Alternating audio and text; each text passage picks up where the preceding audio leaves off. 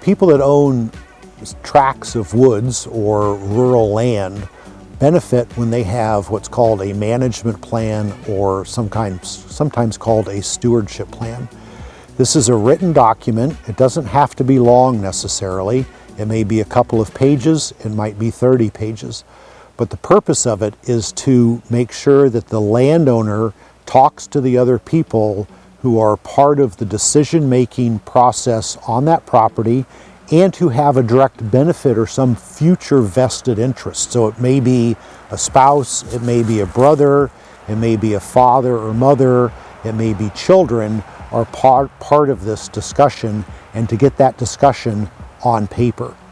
It usually starts with the people that are involved describing what they will have as objectives. So it may be that there's an objective for deer hunting. It may be that there's an objective for maple syrup production. It may be there's an objective to make money from the property.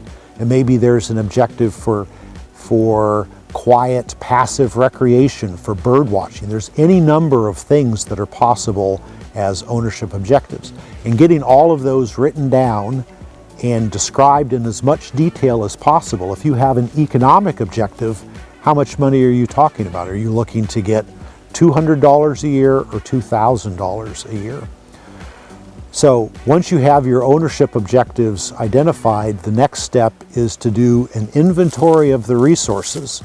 So one resource is, of course, the trees. So you would work with a forester to conduct an inventory, to estimate the number of trees per acre, to estimate the species composition, what mixtures of species are present both in the upper canopy as well as the lower canopy.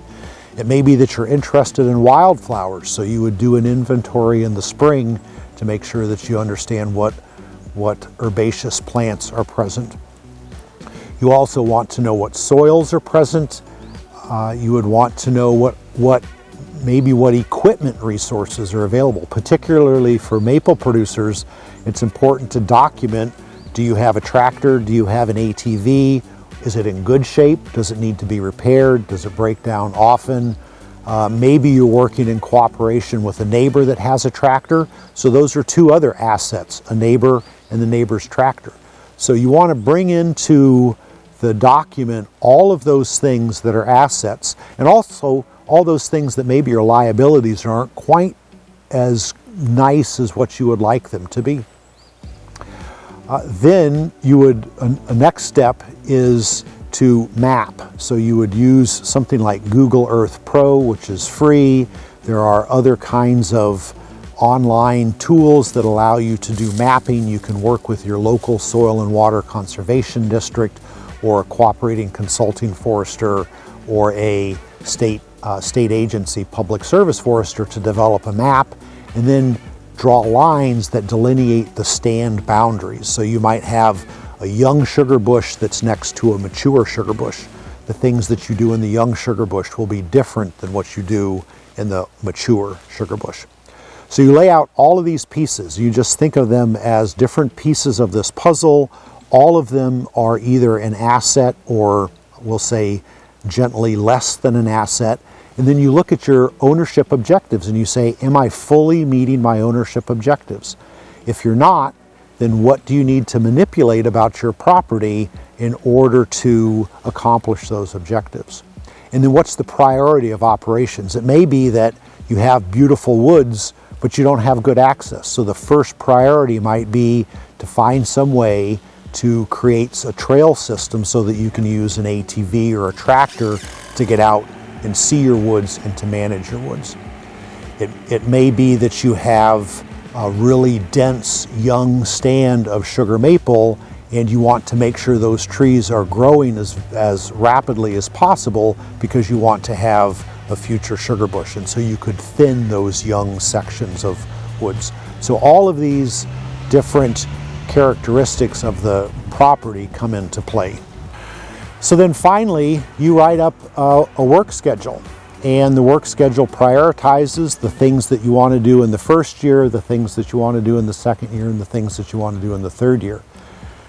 Most maple producers and woodlot owners, when they first get started with this, it's good to kind of start small and make sure that you don't bite off more than you can chew, and very much prioritize those things that need to be done first rather than those things that are going to be the most fun to do.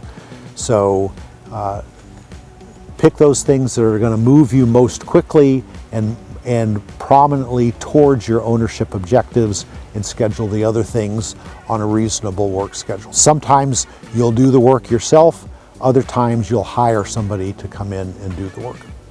By having this management plan, you'll become eligible for federal or state cost share money that might be available. The NRCS oftentimes has money allocated at the state level. Some state forestry agencies have money available to cost share, to share the costs that a landowner has to plant trees, to prune trees, to thin the woods, to manage invasive shrubs, whatever it might be.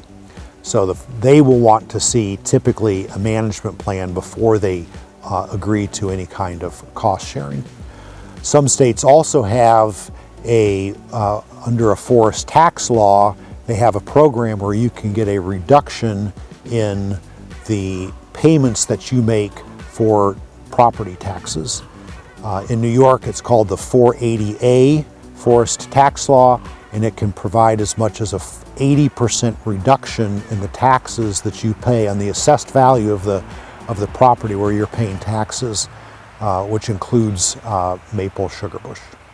Once you have that plan, you can refer back to it every couple of years, every year, see what's going to happen.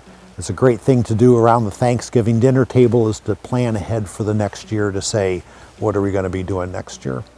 I know of one woodlot owner that has photocopies of the stand map, and every year he takes a colored pencil, and it might be a blue year or a green year or a yellow year, and he just colors the stand where he did particular activities. And so he has this really color-rich strategy, so that every year he can flip through the pages and say, oh, remember 2009 we thinned stand number 6, and oh, remember in 2014 we managed striped maple.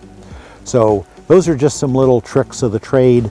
I'd encourage you to get involved in your local Maple Producers Association or your local Woodlot Owners Association. These are people that are like you. They have woods, they love their trees.